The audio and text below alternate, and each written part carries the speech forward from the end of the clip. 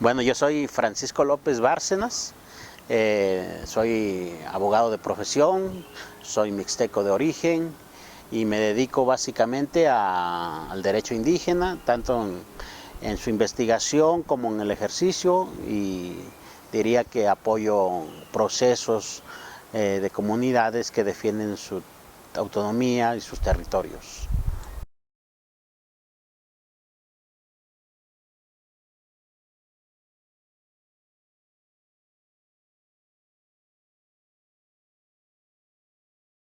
Las autonomías indígenas en América las escribí prácticamente en el 2001.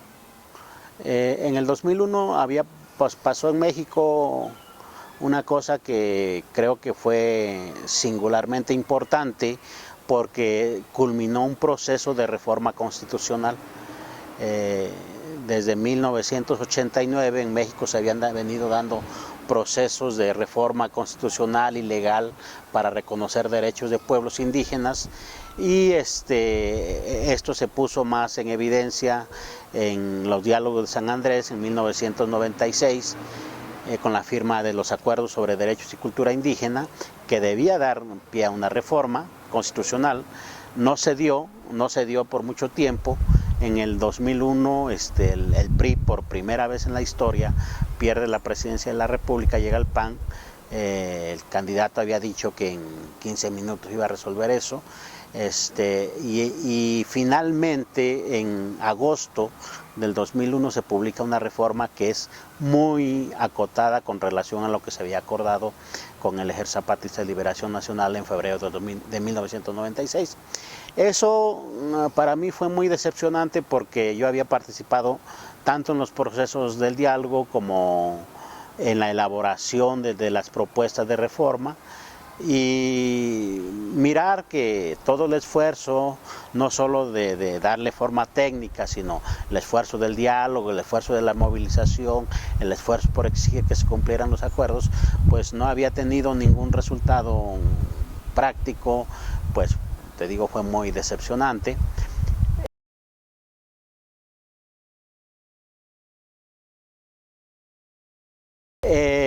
Me di cuenta de otra cosa, me puse a pensar y me di cuenta de otra cosa. No solo estaba pasando en México, estaba pasando en América Latina.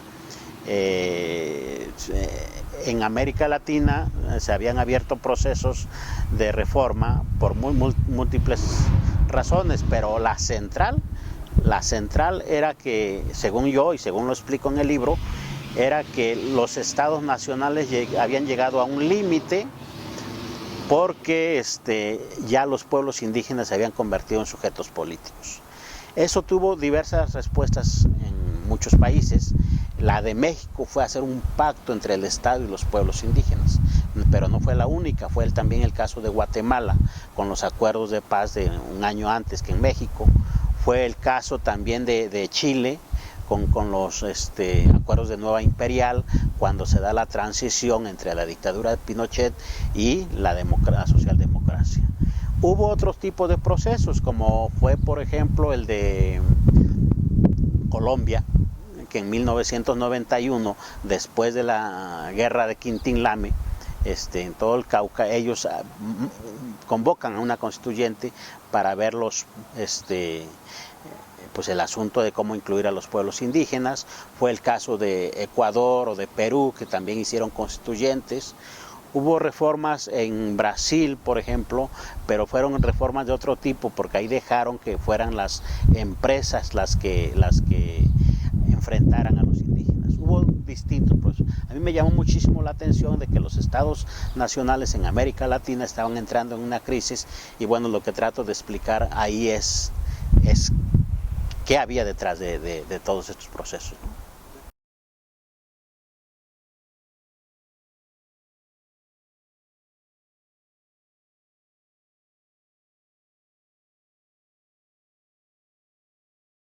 Fue una de las razones que yo encontré para explicar qué estaba pasando.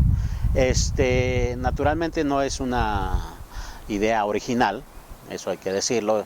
Es una idea que ya muchísima gente había venido planteando desde hacía décadas, pero que a falta de un sujeto político que la reivindicara casi no se habían dado cuenta.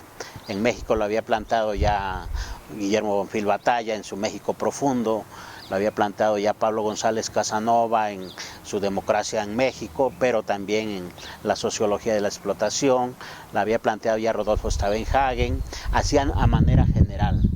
Yo he encontrado que a nivel regional, por ejemplo, Edward Spicer la había planteado ya para la parte del norte del país, los yaquis, los yumanos, los mayos, por ejemplo. En Oaxaca ya lo había planteado Benjamín Maldonado, estudiando los procesos de escolarización de los... Y así había muchos que lo habían planteado. Yo lo que hice aquí fue recuperar la idea del colonialismo, porque me parece que la demanda de autonomía de los pueblos indígenas tiene sentido porque siguen siendo colonias. Si no fueran colonias, pues no habría ningún sentido de que quisieran ser autónomos, ¿no? Entonces, sí recupero esta parte y la recupero mucho en la idea de que como cuando llegan los españoles acá, me refiero a 1521, pues comienza un proceso de coloniaje muy sui generis, diría, porque los españoles vienen a saquear, vienen por el oro y vienen por la plata, porque ellos están, bueno, el proceso capitalista se está expandiendo y ellos son parte de esto. Eso es entendible, pero los españoles hicieron una cosa interesante porque reconocieron repúblicas de indios, reconocieron territorios a los indios, reconocieron gobiernos a los indios y lo que hicieron fue subordinarlos a su poder de ellos. Cuando se da la guerra de independencia, cuando se da la independencia de México, esos derechos que los españoles habían reconocido desaparecen con la República Criolla. ¿Qué estoy diciendo? Estoy diciendo que la guerra de independencia, la conformación del Estado liberal fue muchísimo más agresivo con los pueblos que la misma colonia. Bueno, ahora ya cualquiera lo dice, el INEGI publicó en el 2010 que en 300 años de colonia se había explotado menos mineral que en 10 años, del 2000 al 2010, ¿no? Eso ya hasta lo dicen oficialmente. Pero en el momento en que yo escribí eso, yo creo que era importante decir eso, que la formación de del Estado Nacional fue muchísimo más agresivo con los indígenas porque no les reconoció personalidad, es decir, los desapareció por decreto, anuló los territorios indígenas, desapareció los gobiernos y prácticamente desapareció los pueblos. Esto va a continuar en la revolución con algún matiz, pero finalmente va a seguir siendo colonias. Porque en la Constitución de 1917, aunque es tiene mucho carácter social en algunas de sus propuestas, como la educación, como el reparto de tierras, como la seguridad social, la jornada de 8 horas de trabajo, por decir algunas, pues los pueblos no existen. No existen y es muy interesante ver cómo en los diarios de debate sí se debatió el asunto de los pueblos indígenas y al final cuando se plasma en artículos la Constitución pues no aparecen.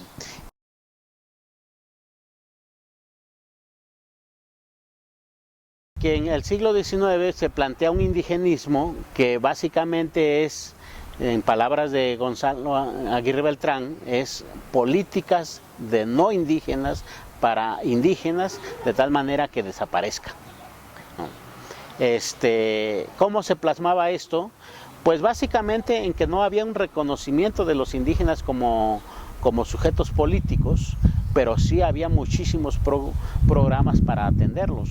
O sea, no se reconocía que existieran, pero en la práctica sí se hacían políticas para sacarlos de su situación. Obviamente el indigenismo nace en México, pero se extiende por toda América Latina y va a tener varias fases, desde los asimilacionistas que decían hay que desaparecerlos, hasta los que después se dieron cuenta y dijeron no van a desaparecer, mejor integrémoslos, y después cuando no se quieren integrar, bueno, incorporemos a los indígenas que ellos hagan sus políticas, el famoso indigenismo de participación, y bueno, finalmente es eso, indigenismo.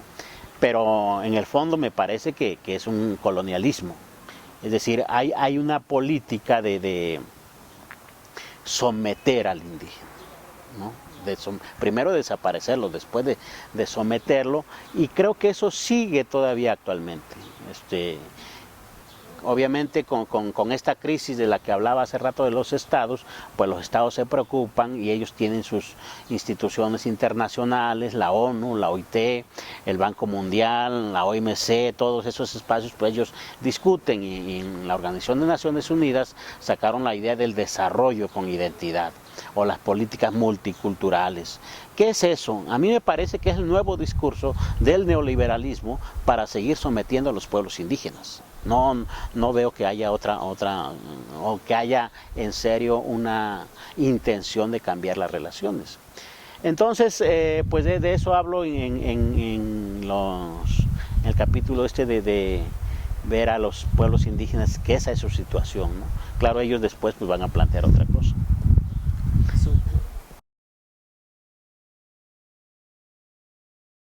Frente a este colonialismo, lo que los pueblos indígenas comienzan a reclamar pues es su autonomía. ¿Cuál es la idea que yo tengo de cómo llegan las ideas autonomistas en México?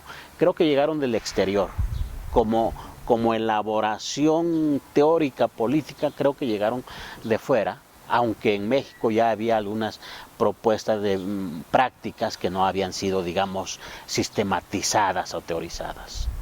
Aquí me parece que es importante la revolución sandinista en 1987, 88, 89 en Nicaragua hay una contrarrevolución. Bueno, hay que decir que los sandinistas habían tomado el poder, la administración norteamericana encabezada por Ronald Reagan arma la contrarrevolución, que se hacen muy fuertes en la parte norte del Atlántico, y la respuesta de los sandinistas es crear regiones autónomas. Hubo una discusión fortísima ahí, en donde estuvo participando intelectuales mexicanos, y creo que ellos van a traer después las ideas por acá. Hay otra parte que en esa misma época en Naciones Unidas se discutía la declaración sobre derechos de pueblos indígenas, lo mismo que en la Organización de Estados Americanos. De México iba gente a estas reuniones y comenzaron a traer las ideas a nuestro país. Recuerdo mucho, por ejemplo, el Frente Indígena de Pueblos Indios, una organización ligada a la CIOAC, que trabajó básicamente en Chiapas, que después se va a convertir en la ANIPA y después va a terminar asesorando a la derecha en sus propuestas, ¿no? Bueno, así son los procesos.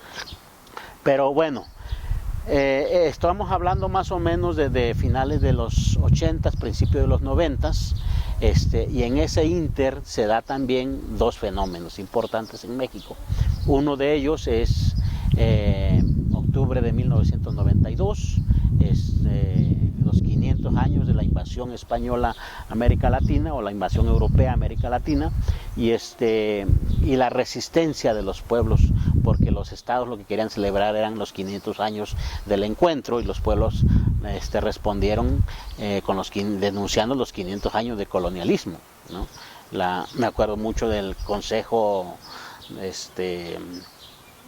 los 500 años de resistencia indígena, negra y popular, se llamó la campaña intercontinental, que después van a ser organizaciones y que después en México va a tener una expresión muy práctica que ahorita recupero. Es 1992. 2 años después se da el levantamiento zapatista, 1994.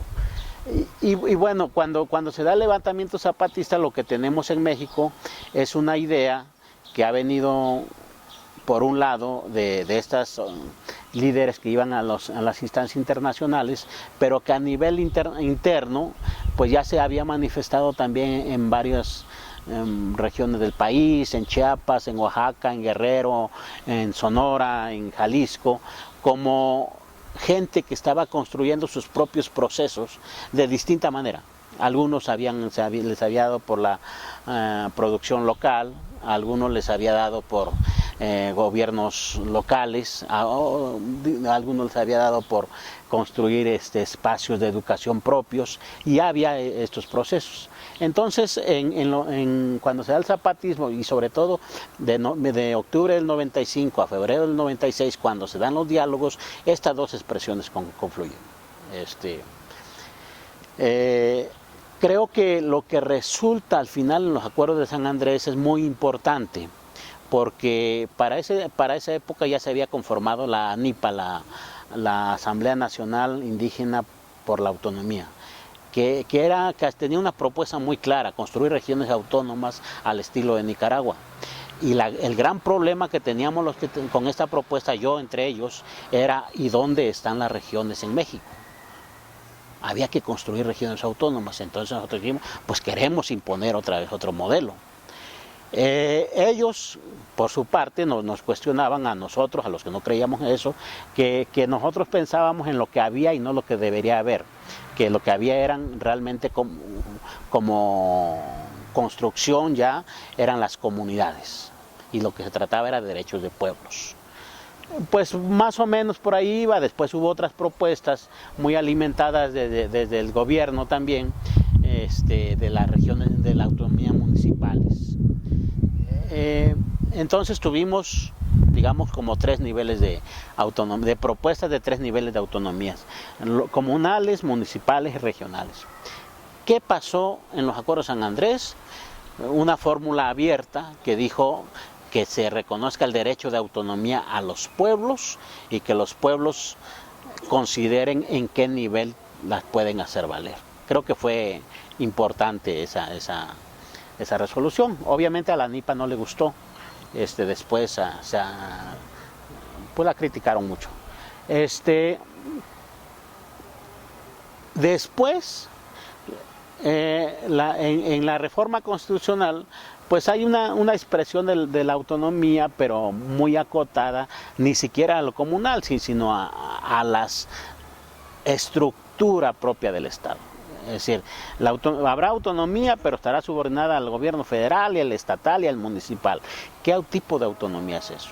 Pues no es autonomía. Y al final lo que sucedió fue que los pueblos comenzaron a construir autonomías a partir de sus propias realidades, y yo diría muchas veces a contracorriente de lo que expresa la Constitución Federal, ¿no? Eso es lo que yo puedo decir.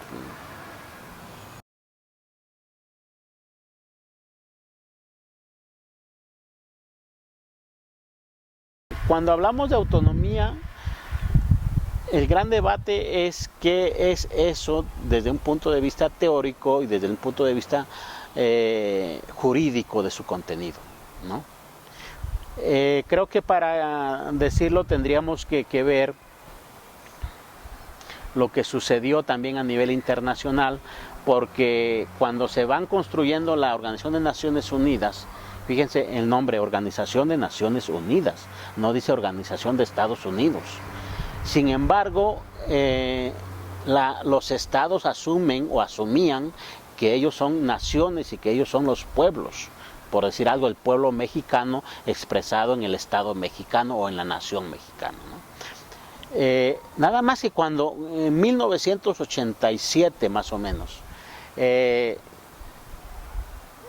la Organización de Naciones Unidas se hace un estudio sobre la situación de los pueblos en el mundo, un estudio que encabezó José Martínez Cobos, que por eso se conoce como el informe Cobos. Y lo que salió de ese estudio fue muy importante, porque los pueblos, los indígenas, decían que ellos no eran minorías ni que eran grupos vulnerables, no, que ellos eran pueblos y que eran naciones. Y entonces comienzan a disputarle al Estado pues el derecho a la soberanía.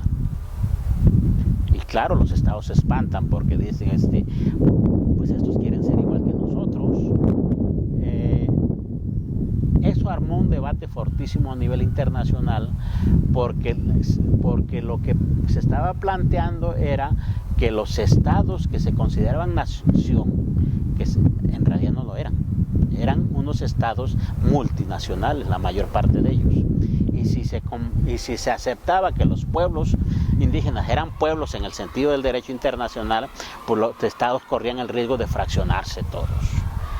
Afortunadamente ningún pueblo indígena quería eso, lo que ellos querían era que los reconocieran como pueblos y efectivamente que les dieran parte de su soberanía.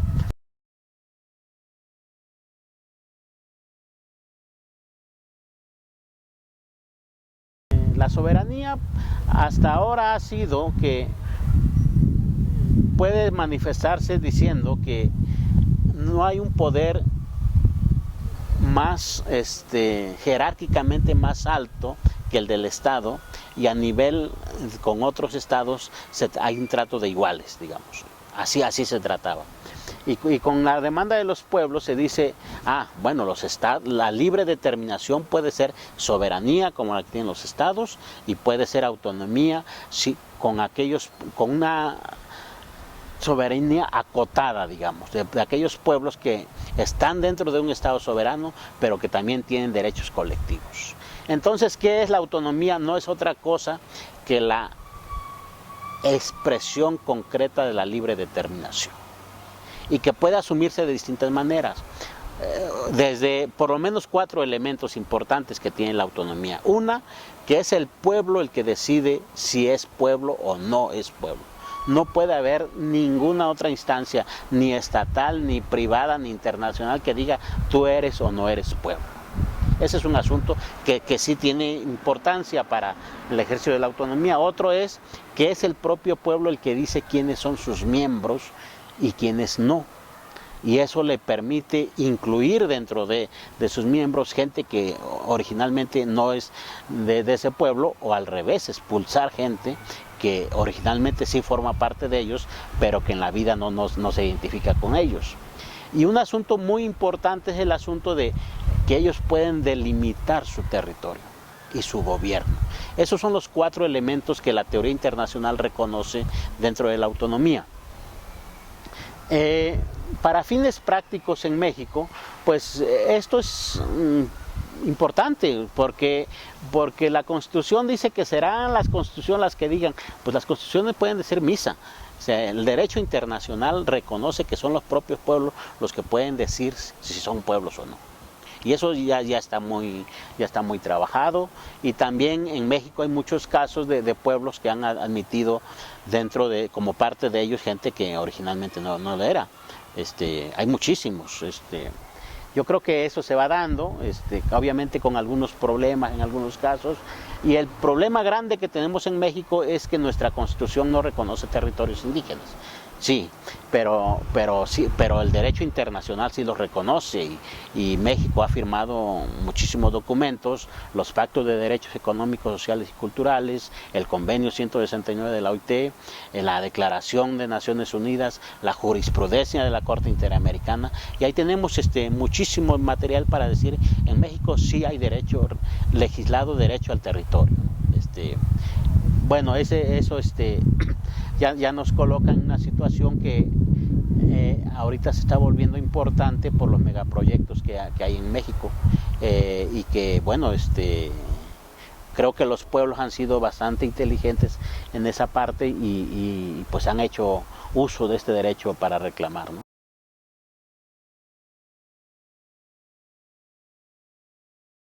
En México lo que tenemos son procesos de construcción de autonomías. A mí me interesa mucho esto de que hay procesos autonómicos y no autonomías construidas, porque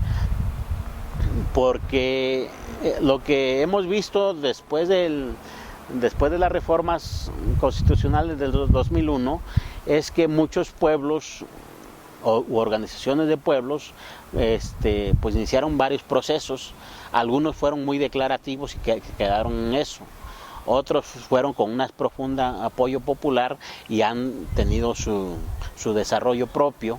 Algunos más han sido más agredidos que el Estado y han sucumbido. Y entonces creo que lo que hay es eso, procesos de construcción de autonomías. Y que estos se están dando, yo diría, de acuerdo a las necesidades propias de los pueblos y de acuerdo a las capacidades que tienen para sostenerlas.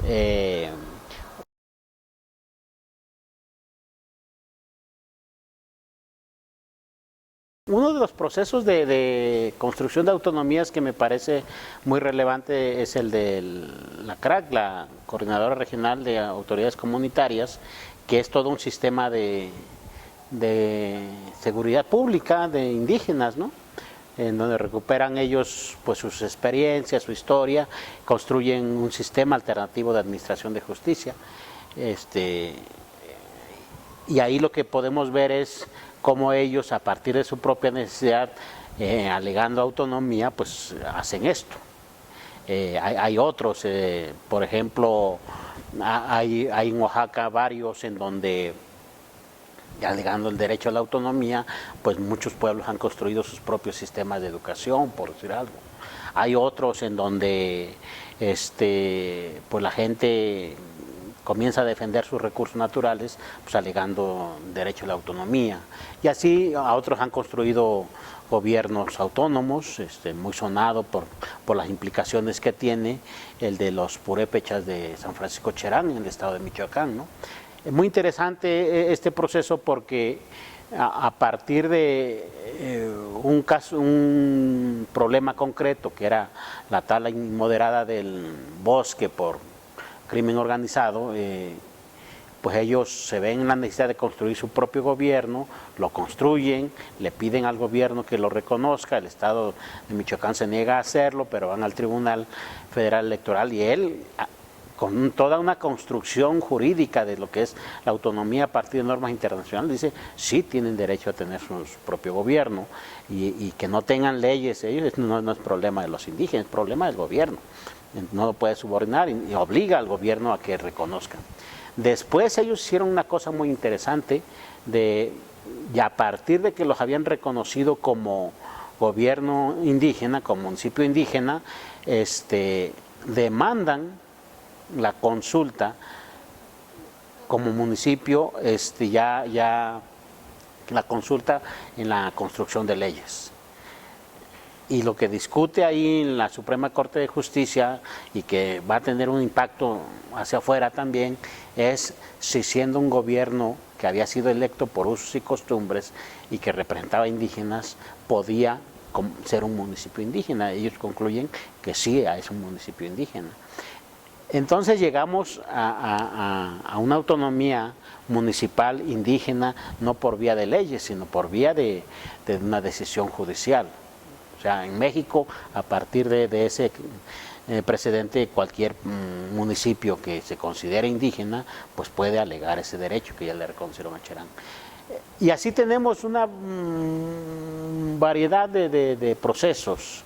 Yo insistiría mucho en eso, en que van construyendo de acuerdo a las posibilidades que tienen y a las necesidades concretas que quieren resolver. Yo diría, básicamente, ubican la movilización. Eso es importante, pero también ubican el derecho, que también creo es un instrumento importante, pero también ubican la denuncia pública. Hay quien tiene más capacidad y hace lobby, tanto en México como en las instancias internacionales, y bueno, pues lo que van haciendo, al final de cuentas, creo que es recuperar sus datos identitarios y a partir de ahí extrapolar su lucha.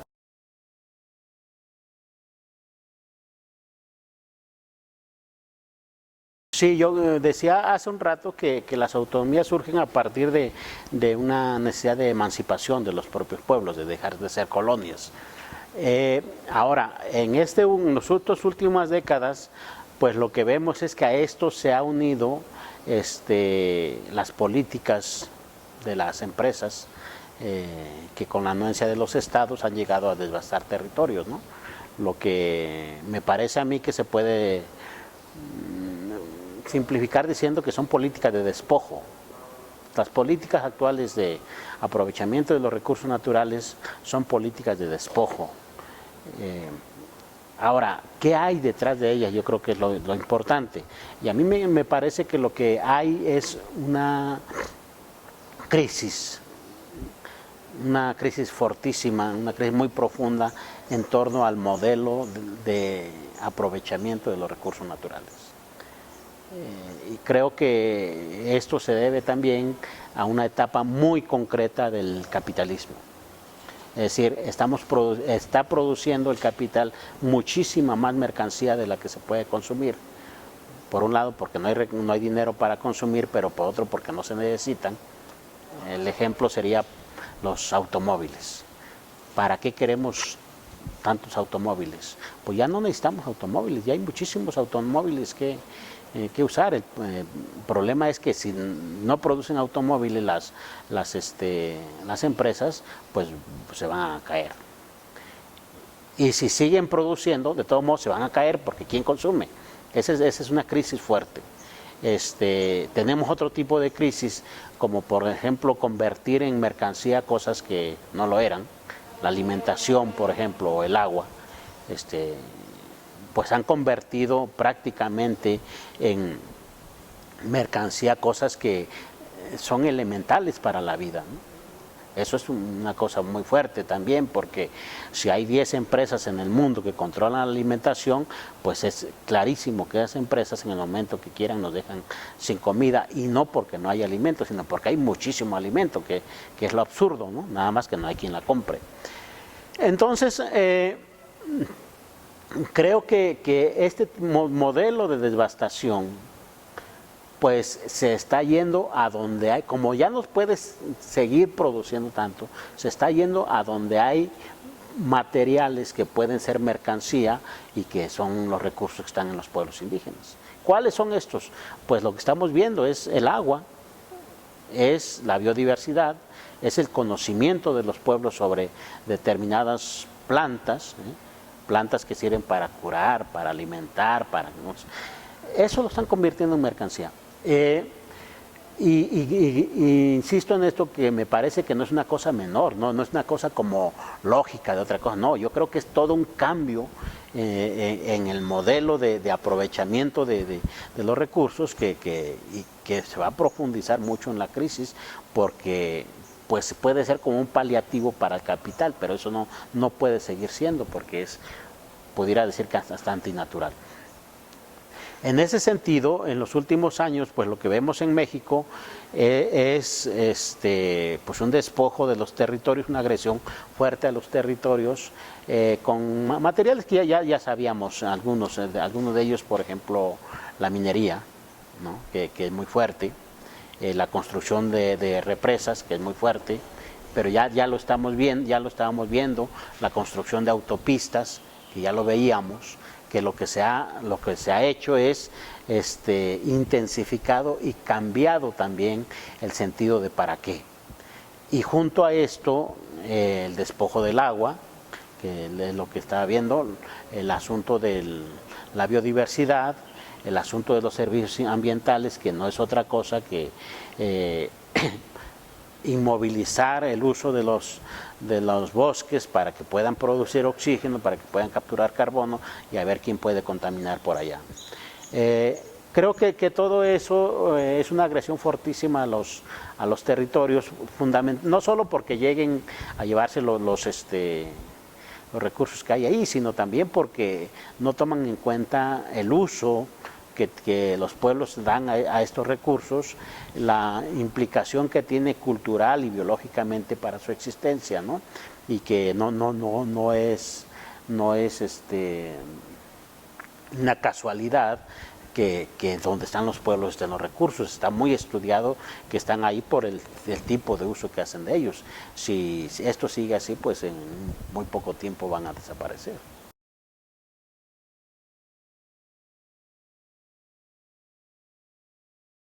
Bueno, se pueden hacer observaciones distintas. Puede haber desde una observación pesimista de decir que el Estado viene con todo y que pues ¿qué hace uno? Que no se puede contra ese tipo de políticas, como dicen algunos compañeros. Pero si uno la ve desde la perspectiva de los pueblos, yo creo que hay mucha esperanza en detener este tipo de proyectos.